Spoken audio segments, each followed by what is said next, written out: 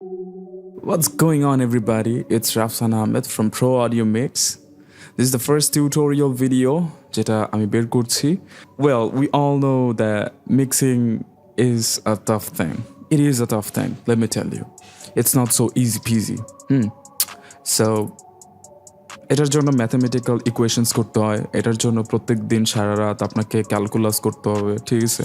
তারপর আপনার ক্যালকুলেটরে আপনার লগের ভ্যালু বের করতে হবে, অথবা সাইনের কসের ট্যানের লং থিন শর্ট, এগুলো কিছুই না। মিক্সিং অনেক ইজি একটা জিনিস, ঠিক আছে? Anyway, so what I'm gonna do for this tutorial purpose, I'm gonna use Pro Tools HD version 10. If anyone got Pro Tools HD version 10 already installed, congratulations. If you don't have this Pro Tools HD version 10, chill. If you are using any other DAW, do work on that DAW. You don't need to, go through Pro Tools HD. Dorkar nai bhai. অনেকে অনেক question করে থাকে যে আমার কোন ড use করা উচিত, কোন ড ইউজ করা উচিত না, অথবা কি ইউজ করা উচিত, কি প্লাগ ইন ইউজ করা উচিত, ব্লা ব্লা ব্লা ব্লা ব্লা ব্লা ব্লা ব্লা। Let me tell you something, brother. It's like if you are using FL Studio for your production, so as the post-production, mix এবং mastering এর জন্য, just use that particular DAW because ওইটাতে আপনি comfortable. Like for me, I'm comfortable in Pro Tools. I'm comfortable in using Pro Tools for my mixing and for mastering. Production এর জন্য I love to use FL Studio. You can see a little icon here. So it completely depends on you. অনেকে Cubase use করতে অনেক ভালো লাগে, অনেকের Nuendo use করতে ভালো লাগে, অনেকের Reason ইউজ করতে ভালো লাগে, Ableton ইউজ করতে ভালো লাগে, Logic ইউজ করতে ভালো লাগে. So that completely depends on the person. Pro Tools HD10 use করতে কি লাগে? Good question. এটা ইউজ করতে একটা ব্রেইন লাগে, এটা ইউজ করতে দুটো কান লাগে, দুটো চোখ লাগে, এবং একটা সাউন্ড কার্ড লাগে। এখন সেই সাউন্ড কার্ডটা কি হতে পারে? সেটা হতে পারে আপনার অ্যাপোজি সাউন্ড কার্ড, হতে পারে আপনার Apollo twin sound card, army baby face, অথবা ডিজি ডিজাইনের সাউন্ড কার্ড, অথবা সাউন্ড ব্লাস্টার অডিজিও হতে পারে আর কি। আমি নিজেও ইউজ করছি আর কি একটা টাইমে। Don't tell anyone. এটা কিন্তু একটা ওপেন সিক্রেট। হ্যাঁ, সাউন্ড ব্লাস্টার অডিও ইউজ করতে পারেন। এটা খুবই একটা চিপ সাউন্ড কার্ড, মার্কেটে কত 2,000-3,000 টাকা নেয় আমি যতটুকু জানি, এবং আপনি ইজিলি সেটা পেতে পারেন যে কোনো মার্কেট থেকে। So Pro Tools HD10 open করার সাথে সাথে the first thing that's gonna hit up your eyes is like this. That's a box. এটাতে যেটা দেখা যাচ্ছে কিছু অপশনস আছে।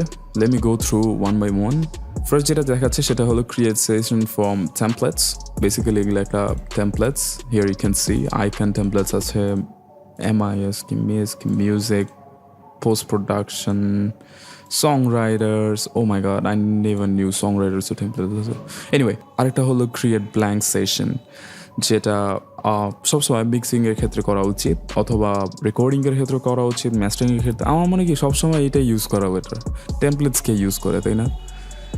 সো এখানে সেশন প্যারামিটার্স আছে কিছু। প্যারামিটার্স অবভিয়াসলি আমরা জানি যে আসলে কি পাস করে, অথবা কোনো জিনিস পাস করাকেই আমরা ইউজুয়ালি প্যারামিটার বুঝাই।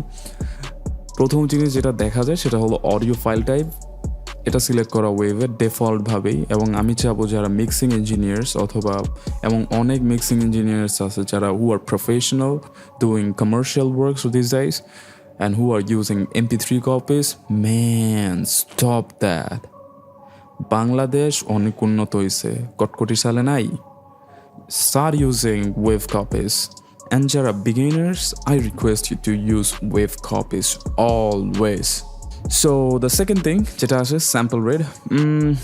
There are lots of options here, but somehow I can't see I can change it. Maybe due to the screen recording or something like that, but always 44.1 kilohertz অথবা 48 kilohertz এই দুটোর মধ্যে একটা select করা উচিত। দুইটাই same, just একটু sound এদিক সেদিক হয়, নাথিং এলস। বিট ডেপথ অনেকের বেসিক একটা কোয়েশ্চেন, বিট ডেপথ কত হওয়া উচিত ভাই? বিট ডেপথ জিনিসটা ডিপেন্ড করতেছে আপনার উপর। আপনি যদি চান আপনি 16 বিটে করতে পারেন প্রজেক্টটা, আপনি যদি চান আপনি 24 বিটে করতে পারেন, আপনি যদি চান 32 বিট ফ্লটে করতে পারেন। কিন্তু আমি সবসময় যেটা করি, আমি পার্সোনালি সবসময় 16 বিটের প্রজেক্টে কাজ করে আসছি, আমার কাছে ভালো লাগে তাই। আপনি চাইলে 24 বিটও করতে পারেন। সাউন্ড একটু ভ্যারি করে অনেক সময়, দেখছিলাম আর কি মাঝে মাঝে খেয়াল করে।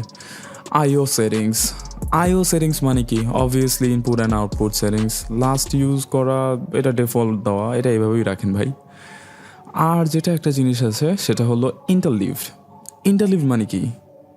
মানে এটা শুনলে একটা ম্যাজিক্যাল কোয়েশ্চেন মাথার ভিতর আসে, এটা কি হ্যাঁ? সো এটা কিছুই না, এটা খুবই সিম্পল একটা জিনিস। আপনি স্টেরিও ভার্সনে যখন কোনো একটা এডিট করবেন, অলওয়েজ এই ইন্টারলেভটা অন করে রাখেন, বিকজ তখন Pro Tools বুঝবে যে আপনি তাকে স্টেরিও কপিস দিচ্ছেন। আর না হলে কী হবে? না হলে কিচ্ছুই হবে না ভাই। না হলে যেটা হয়, সাপোজ আপনি একটা স্টেরিও ভার্সনের ট্র্যাক সেশনে আপনি ইনপুট করলেন, সে যা করবে ওই কপিটাকে 2টা মনো কপিতে ট্রান্সফর্ম করে একটা স্টেরিও কপি বানাবে এবং সেটা একটা ফুল লেয়ারে পাঠাবে। সো এত প্যারা কে নেয় বলেন?